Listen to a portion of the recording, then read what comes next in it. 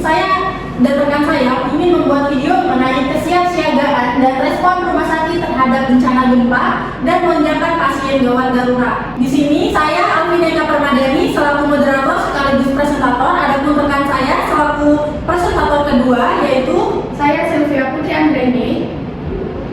Adapun outline yang akan nantinya kami bahas yaitu pertama, studi kasus, kedua, identifikasi masalah utama dan risiko prioritas, yang ketiga, strategi manajemen krisis, yang keempat, rencana kesiapsiagaan bencana, dan yang terakhir, simulasi dan evaluasi. Baik, di sini saya akan membacakan studi kasus. Pada tanggal 15 Februari 2024, sebuah gempa berkekuatan 6,5 SR mengguncang wilayah Kabupaten X. Rumah Sakit Umum Daerah atau RSUD yang berada di pusat kota mengalami lonjakan pasien dalam waktu singkat. Beberapa fasilitas rusak ringan, listrik sempat padam selama 2 jam, dan sebagian tenaga medis tidak dapat segera hadir karena terdampak langsung bencana. Tim manajemen krisis rumah sakit harus segera mengambil tindakan untuk mengatasi.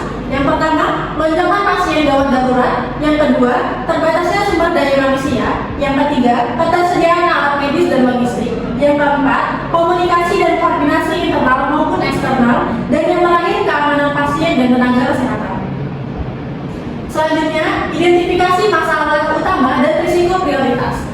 Masalah utamanya yaitu lonjakan pasien gawat darurat. Nah, yang ini akan berisiko, rumah sakit berisiko kewalahan menangani pasien dalam jumlah besar. Yang kedua, terbatasnya sumber daya manusia yang akan menimbulkan risiko sebagian tenaga medis terdampak bencana dan tidak bisa bertugas. Yang ketiga, ketersediaan alat medis dan logistik yang akan menimbulkan risiko stok alat dan obat tidak bisa mencukupi kebutuhan darurat. Yang keempat, komunikasi dan koordinasi internal maupun eksternal yang akan menimbulkan risiko gangguan jaringan dapat menghambat respon cepat antar tim. Dan yang terakhir, keamanan pasien dan tenaga kesehatan menimbulkan risiko situasi panik dapat membahayakan keselamatan semua pihak. Selanjutnya, langkah-langkah manajemen kritis. Yang pertama, aktifkan tim tanggap darurat. Yang kedua, lakukan triase di arah terbuka. Yang ketiga, mobilisasi relawan dan rumah sakit sekitar. Yang keempat, terapkan rotasi tenaga medis. Yang kelima, gunakan genset cadangan. Yang keenam, siapkan jalur komunikasi darurat melalui HT ataupun manual. Dan yang terakhir, lindungi area rawan dan evakuasi. Selanjutnya, sistem koordinasi lintas unit dan lintas sektor akan dibahas oleh Sylvia Putri Anggreni. Untuk Sylvia, waktu dan tempat dipersilakan. Baik, terima kasih moderator. Selanjutnya saya akan membacakan sistem koordinasi lintas unit dan lintas sektor. Yang pertama yaitu ada koordinasi lintas unit. Koordinasi lintas unit yaitu meliputi IGD. IGD yaitu melakukan triase dan penanganan awal pasien gawat darurat. Yang kedua yaitu ada logistik, yaitu menyediakan dan mendistribusikan alat medis, obat serta kebutuhan dasar. Yang ketiga ada keperawatan, yaitu mengatur perawatan pasien dan jadwal jaga perawat.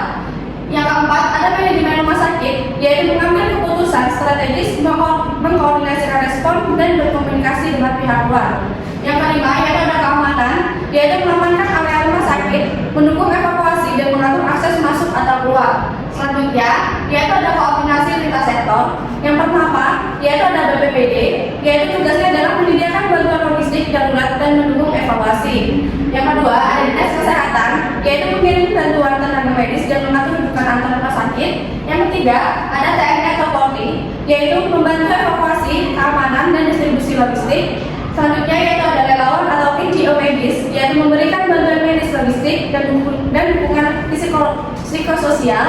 Yang terakhir ada PLN dan PDAM, yaitu memulihkan pasokan listrik dan air untuk menjaga operasional rumah sakit.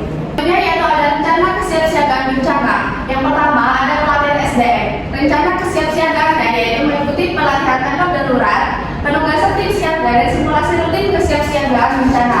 Tindakannya yaitu melaksanakan pelatihan triase pasien gawat darurat, evakuasi dan simulasi manajemen krisis secara berkala. Yang kedua yaitu ada logistik. Rencana kesiapsiagaannya yaitu adalah stok alat medis, obat-obatan, APD, bahan habis pakai, cadangan serta non medis, tenda atau ruang darurat dan genset. Tindakannya yang dilakukan yaitu melakukan inventarisasi rutin, pengisian ulang stok, serta memastikan kesiapan peralatan darurat dan suplai energi cadangan. Yang ketiga yaitu ada SOP. Rencana kesiapsiagaannya yaitu penyusunan dan pembaruan SOP, triase, evakuasi, rujukan, penerimaan dan komunikasi krisis. Sementara tindakannya yaitu adalah mensosialisasikan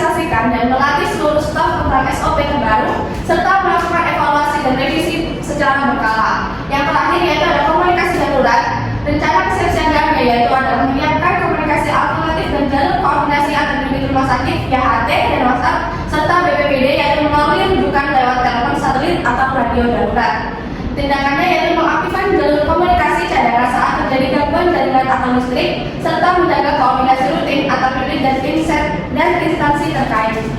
Selanjutnya yaitu ada simulasi penanggulangan krisis. Gempa susulan 6,5 SR menyebabkan listrik padam, IGD rusak, dan akses utama RSUD tertutup. Tim keamanan segera evakuasi dan alihkan jalur ambulans. Tim medis mendirikan tenda triase darurat di halaman. Sementara tim administrasi aktifkan pencatatan manual dan distribusi logistik lewat jalur belakang. Komunikasi dilakukan via HT dan WhatsApp. Direktur rumah sakit memimpin koordinasi internal dan eksternal dalam 45 menit. Situasi terkendali dan seluruh pasien tertangani. Selanjutnya yaitu ada proses evaluasi setelah krisis itu terkendali.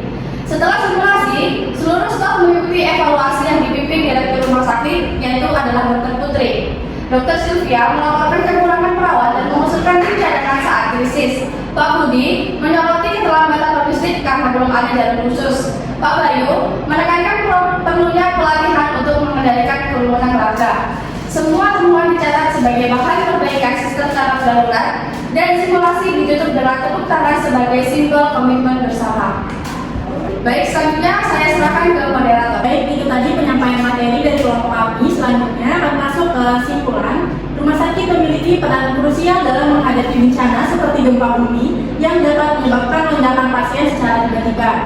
Dalam kasus gempa 6,5 SR di Kabupaten X, Rumah Sakit Umum Daerah mengalami kerusakan fasilitas, kekurangan tenaga medis dan keterbatasan logistik. Oleh karena itu, penting dilakukan manajemen krisis yang cepat dan terkoordinasi, seperti aktivasi tim tanggap darurat, triase terbuka, penggunaan sumber daya cadangan, serta koordinasi lintas unit dan sektor. Simulasi penanggulangan krisis menjadi langkah penting untuk menguji kesiapsiagaan dan merancang perbaikan berdasarkan evaluasi. Baik, itu tadi penyampaian materi dari kelompok kami. Kurang dan lebihnya saya mohon maaf. Saya akhiri wabillahi taufiq wal hidayah.